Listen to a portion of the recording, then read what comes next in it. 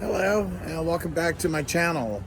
And this morning, I've been getting a lot of email this morning and a lot of panic from people within the trans community because certain content creators have been getting warning letters and threats from the FBI accusing us of being domestic terrorists. For what? Last I checked, nobody is posting any videos with the transgender flag with AK-47s or RPGs in the background. No one's wearing hooded masks or Kevlar. No one's making threats or holding up political manifestos or religious books. No, that would have been the Proud Boys and the Oath Keepers who are now working for DHS. That's why you don't see these motherfuckers. Yeah, those traitors. Those are the terrorists, but you know, Trump gets everything backwards because he's an asshole. Let's just face it. He's just a fucking demented old asshole who's pissed off that he's got to wear a diaper every fucking day and nobody changes it fast enough or has the balls to tell him that it fucking stinks. All right? That's the deal. You know, calling us terrorists, I think it's insane. I mean, we're not Al Qaeda.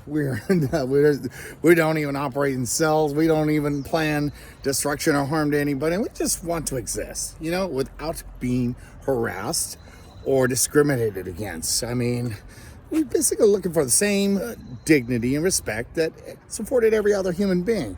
I mean, if that's a radical agenda, you got your fucking head up your ass. You know, seriously. You know, so the FBI is both knocking on doors and sending threatening letters to transgender content creators. And well, I don't expect to get one myself, but they're going to have a hell of a time finding me, given that I'm homeless. But, you know, whatever. You know, it's called free speech, motherfuckers. It's in the Constitution, you know? And it's a law, you know? Not a suggestion, not advice. You know, despite whatever this fucking criminal regime that these bootlickers are working for, you know, it is the law. And that law is embedded in our Constitution. And it's our rights of free speech. I mean, we're not invoking violence. We're not engaged in plots to harm anyone or anything. Just trying to live our lives. We share makeup tips. We share fashion stuff. We share news among each other.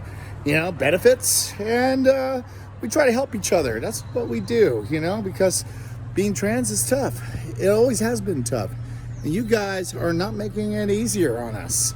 In fact, you're fucking trying to make it impossible. But you know what? I hate to break it to you. We're stronger than you. We're a lot stronger than you.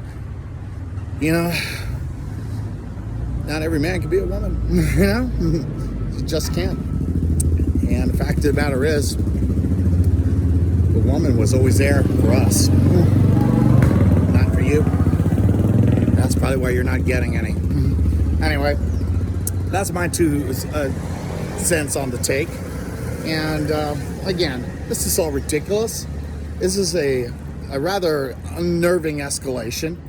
I'm not happy about it, but at the same time, I find this whole situation ridiculous. It's ridiculous, it's unfair, and it should not be happening in the United States of America. The so-called land of the free. Well, not if Trump has anything to say to it, but, you know, die already. You know, seriously, you fat fuck. You have no business being in charge of things, and shame on the fucking people who voted for that asshole. You know, it's like the guy raised a fucking mob to sack the Capitol, to overturn an election that he lost, and yet people were dumb enough to elect him again? Shit, this guy's wrecking everything. He's trying to remake the whole country in his own vile image. And you, the people who buy into his bullshit and try to blame trans people for all your problems, you're just fucking tools for this moron, you know, which makes you a bigger moron. Well, you already know that. And those of you watching who agree with me already know that too. And, well, there's more of us than there are you. And, frankly, you know, you're not going to wipe us out. You're not going to intimidate us because we're not doing anything wrong. And if you can't see that, well, that problem is yours, not ours, because you can't take away free speech because Free speech is embedded in the Constitution. Again, it is the law. Executive orders are not. Have a good day.